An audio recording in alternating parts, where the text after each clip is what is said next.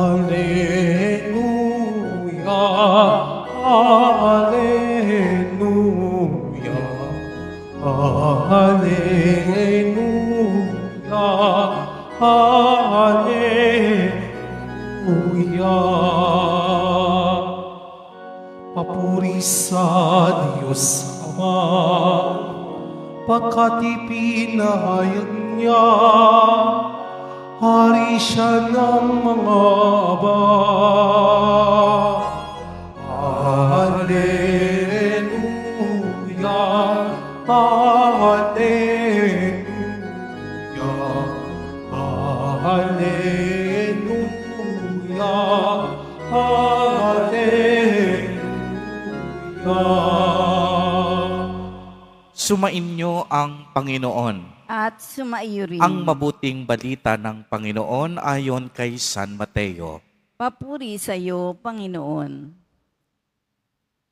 Noong panahong iyon, sinabi ni Jesus, "Pinasasalamatan kita, Ama, Panginoon ng langit at lupa, sapagkat inilihim mo ang mga bagay na ito sa marurunong at matatalino at inihayag sa mga may kaloobang tulad ng sa bata. Oo, Ama, sapagkat gayon ang ikinalulugod mo. Ibinigay sa akin ng aking Ama ang lahat ng bagay. Walang nakakakilala sa anak kung hindi ang Ama, at walang nakakakilala sa Ama kundi ang anak, at yaong marapating pagpahayagan ng anak." Ang mabuting balita ng Panginoon. Pinupuri ka namin, Panginoong Hesukristo. Magsiupo muna ang lahat. Magandang hapon po sa inyong lahat, mga kapatid kay Kristo. Sa lahat po ng ating mga taga-subaybay sa iba't ibang online platforms at sa lahat ng ating mga kadiboto sa iba't ibang panig ng Pilipinas at maging sa buong mundo kung saan tayo ay naaabot ngayon ng ating live streaming. Mapayapang hapon din po sa inyong lahat. Purihin at dakilain natin ang ating Panginoon, ang mahal na poong Jesus Nazareno.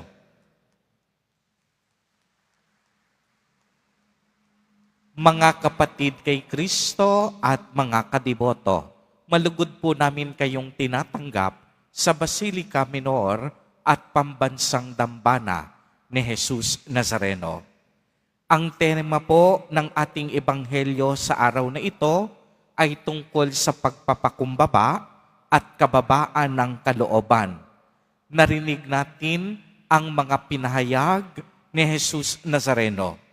Una, pinasasalamatan niya ang ating Amang nasa langit, Panginoon ng langit at lupa, sapagkat inilihim niya ang mga bagay na ito sa marurunong at matatalino at inihayag sa may kaloobang tulad ng bata.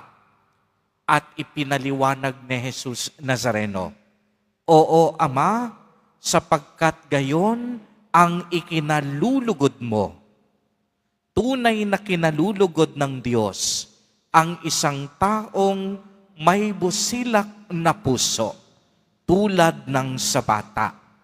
Mga taong taglay ang kababaan ng kalooban. Sa atin pong buhay, marami sa atin naghahangad maging mataas.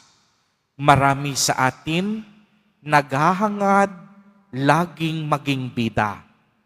Marami sa atin naghahangad upang maging sikat at marunong. Ang gusto po natin, laging mabilis ang pamamaraan. Minsan, nakakalimutan na nating dumaan sa tama at mabuting proseso. Nakalulungkot isipin na usong-uso din sa ating kultura yung tinatawag na crab mentality, na hinihila natin pababa ang ating kapwa upang iposisyon ang ating sarili upang iangat ang ating personal na agenda. Uso rin sa panahon ngayon yung tinatawag na lagay, pakisuyo o pagbibigay ng pera. Mga kapatid, ilang beses na bang ginagamit natin ang ating pera, posisyon, kapangyarihan o impluwensya sa lipunan upang maisulong ang ating personal na kapakanan? Ilang tao na ba ang ating inaapakan para lamang tayo mauna sa laban ng buhay? Kaya minsan, tayo mismo ang yumuyurak at hindi nagbibigay ng tamang dignidad o respeto sa isang posisyon, ahensya o tanggapan na kinabibilangan natin. Huwag po nating kakalimutan na ang respeto ay kusang ibinibigay. Hindi po yan natin pwedeng ipagpilitan sa iba.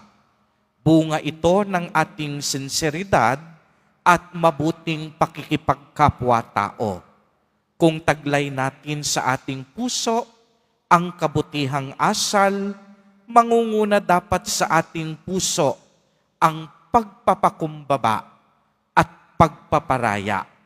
Kaya nga po, huwag nating kakalimutan na habang pinipilit natin ang ating sarili sa katanyagan at karangyaan, lalo itong ipagkakait sa atin. Habang itinataas natin ang ating mga sarili, lalo naman tayong ibababa ng pagkakataon, sapagkat nasa Diyos lamang ang tunay nating karangalan. Mga kapatid, lagi po nating tatandaan, mauunawaan lamang natin ang misteryo ng Diyos kung tayo ay may pusong katulad ng bata, mapagkumbaba, mapagparaya, at hindi naghahangad itaas ang sarili. Ang isang taong mapagmataas, mahirap niyang makita sa kaniyang buhay ang kabutihang loob ng Diyos. Kaya ang hamon sa ating lahat, limutin natin ang ating sarili.